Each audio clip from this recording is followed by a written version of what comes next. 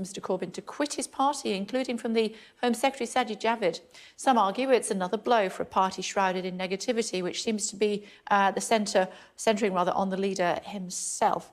Joining us to discuss this from Westminster is Michael Walker from Novara Media and writer Benedict Spence. Hello to you both. Thank you very much indeed for joining us. Benedict, to you first of all, what do we make of these latest comments from the Labour leader?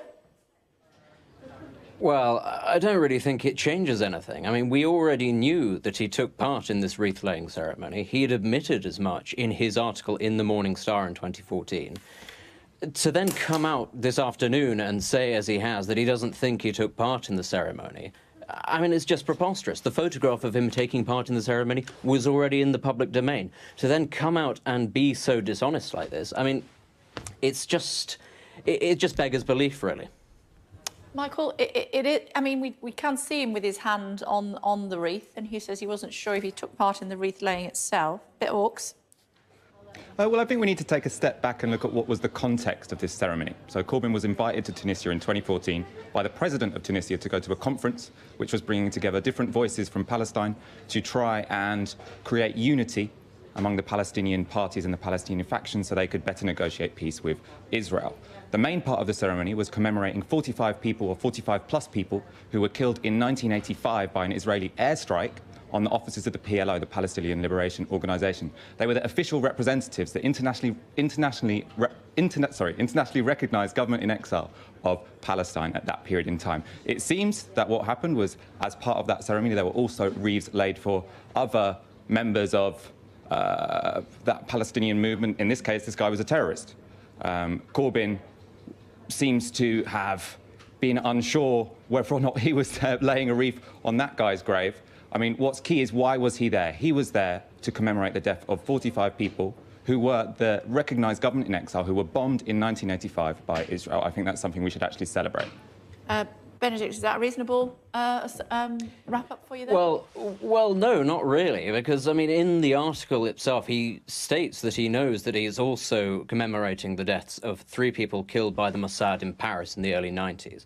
And to then talk about him being at an event to promote unity amongst the Palestinian peoples, I mean, bear in mind that Hamas and other militant organisations have gone to war with Fatah in the past and done appalling things to members of their own side. I don't really think that you can then say that this event was in any way promoting peace, given that he was commemorating people involved in the worst kind of violence. If he actually wants to talk about some sort of unity, why was he at this event, but as far as I'm aware has never been to an event honouring the people who were killed at Munich by these terrorists? It just doesn't really stand up to scrutiny for me. Michael, I mean, we've heard from the widow of Joseph Romano, who was a champion weightlifter. He was castrated and then shot dead by the Munich terrorists. Ilana Romano says that Mr Corbyn is a danger. I think obviously that's incredibly tragic, and I send my condolences to that widow. I think, as I've said before, we need to look at why Corbyn was at this ceremony. This ceremony was not to commemorate specifically some people who committed a terrorist attack in Munich. This event was to commemorate primarily the 45 people who were killed, 45 civilians, part of a government in exile, and to take part in a conference which was trying to bring together different factions in Palestine. I think the comment made previously was completely incoherent, the idea that why would you have a peace conference between 2 groups which have been fighting each other? I mean, that's precisely why you have a peace conference. The point is that he continues to completely gloss over the fact that Hamas and Fatah... OK, guys, if you both speak at once, then no one can hear what you're saying. Just finish your point, please, Michael, and then we'll bring in Benedict. OK, yeah, so my point there was that the idea that because Hamas and Fatah had been at war, it was illegitimate to turn up to a peace conference that was trying to bring them both together. I mean, that's why you have a peace conference. That's why Jeremy Corbyn was there. And that's why he was talking to 2 different groups that have a very complicated, difficult past. OK, Benedict. As everyone who's been involved in any peace negotiations before would know, you have to deal with people with awkward histories. You've made your point, Benedict, go. That is certainly true, but what he completely fails to address, as he often does, is the fact that this isn't an equal partnership. Hamas has been involved in the murder of Fatah members, which you couldn't really say has been reciprocated in the same way. But back onto the original point, which is why he was there, looking at the broader context of why he was at this ceremony. he knew that these people were being commemorated. He is being photographed laying a wreath on the graves of these people. And I refuse to believe that he wasn't aware who they were. He was stood in front of their gravestones. He must have known who they were. He must have. You can't just say that because he was there as part of a broader thing. There's nothing wrong with pulling out of that or refusing to be photographed in front of that grave specifically. Presumably there were plenty of other memorials to other people murdered in other cases. Why specifically this one? Michael, I mean, if he didn't know, he should have known, surely. Jeremy Corbyn was attending a ceremony organised by the PLO, organised by the Tunisian president. This was not a fringe event. This was a legitimate event which was trying to bring together different parties in Palestine and commemorate people that had died in the Palestinian liberation struggle. Some of those who had died were civilians, and some of those who died were terrorists. And, yeah, he should not have been laying a wreath at that grave, but I really don't think that's the primary reason he was there. And I think the reasons he were there not only are legitimate, but should be celebrated. There's a reason these stories aren't being written about any other politician, which is that Jeremy Corbyn is incredibly rare in that he genuinely cares about international politics, and he genuinely cares about people who are oppressed. There's a reason why Jeremy Corbyn is there and Ed Miliband wasn't. It's because only Jeremy Corbyn is really genuinely interested in peace in the Middle East and the liberation of the Palestinians. Might I say something? Benedict, Might I say something? If you're involved in international politics, you know, sometimes you'll find yourself in a room, or in this case, a graveside, with people that have done dreadful things. Absolutely. But why lie? Why lie about it? He started off by saying that he didn't know who they were. He obviously knew who they were in the first article that he wrote in the Morning Star in 2014. He's lied about it, and then even after the photograph has come out that you can see on your screens, even after this has been published, he has come out and says he doesn't think he took part in the wreath-laying ceremony. Now, actually, what does this say for a man who wants to be Prime Minister of this country? That he is there at an event honouring the deaths of 3 terrorists involved in the murder of Israeli athletes in the Munich Olympics.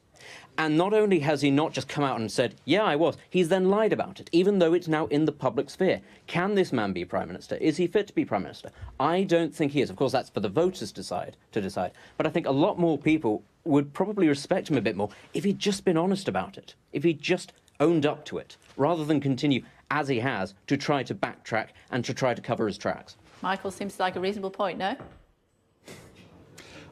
To be honest, I haven't compared precisely the 2 different press statements. I think the first one was saying that the reason Jeremy Corbyn was there was to commemorate the 45 people who were killed when the PLO was bombed. And what's emerged now is that he was also at the wreath ceremony where it was laid at this terrorist's grave. I think the idea that you can look at that picture and it's patently obvious what grave he was at is ridiculous. I mean, I look at that grave, I don't know who he's commemorating at that point. So I think the idea that you could find out afterwards, that it could emerge afterwards who you were commemorating at each different grave that you visited. Remember, this is the national cemetery of the Palestinians in exile. So this has everyone who's died, who's Palestinian, in Tunisia for the last 50-odd years. You know, he's not going to know the precise personal histories of everyone who is buried. But I think Benedict's point is that, you know, if he wants to be the leader of this country, he should know. He should know which grave he's posing in front of with a wreath. So Jeremy Corbyn was a backbench MP. He was someone who was deeply involved in the Palestine liberation struggle, and he was there in solidarity with that movement. There you go. But if he was deeply involved, then he should know whose grave it was, no? I mean, I think that's asking quite a lot of someone who is a backbench MP who is there in solidarity as part of a parliamentary delegation. I'm sure that now he's a leader of a political party and he's aiming to be Prime Minister. There will be plenty of people researching every specific place he ever stands.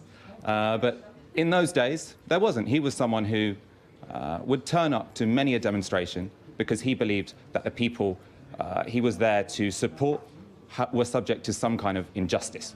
And that means sometimes he's going to have stood next to people with complicated pasts, sometimes people with horrific pasts. Okay. I think we'll look at his history and say that, on the whole, he has been someone who fights for just causes. Backbench MP, leader of the opposition, man on the street. Who on earth takes the time to go to an international event outside his own country and lay a wreath at somebody who he doesn't know who it is? Who on earth does that? Well, I've already explained the reason why he was there. So he was there because he was invited by the president of Tunisia to take part in a meeting which was bringing together different factions in Palestine to try and make it more possible to come to a peace agreement with Israel. Now, I agree, that's not a normal thing that British citizens do. That's actually why I have so much respect for Jeremy Corbyn and why I think his supporters and the general public see him as an unusual politician who stands up for what he believes in. He has a deep interest in all the liberation movements around the world in a way that not many politicians do, and I think we should celebrate that, not see that as a reason to have a cloud of suspicion over his head. Guys, we're almost out of time. Brief thoughts before we end. To you first, Benedict. What should happen next? Well, I don't think anything should happen next. I mean, from my perspective, politically, I think he should resign, but I thought he should have resigned a very long time ago. From his perspective, why should he resign? This isn't going to affect any of the people that are going to vote for him. They're still going to vote for him anyway. It's entirely up to him whether or not he decides to act on this. I don't think he will. OK, Michael? My advice to the Labour leadership and their press officers would be to stop taking this in a sort of case-by-case basis. So there's going to be plenty awkward pictures that keep emerging over the next 3 years. I think what the Labour Party should start to do is say, we are proud of Jeremy Corbyn's history for standing up for the oppressed around the world. Yes, that means he's sometimes been in complicated company. But on the whole, we know that this is someone who, unusually for a British politician, has spent his life devoted to achieving international peace and justice. OK, good to talk to both of you. Thank you very much indeed for joining us on Sky News. Thank you. Let us know your thoughts on that, or indeed any of the stories that we're covering here on Sky News this afternoon. You can tweet me directly if you would like to, @KBurley. Now, around 20 white nationalists marched outside the White House last night, a year on from a deadly rally in Charlottesville in the US.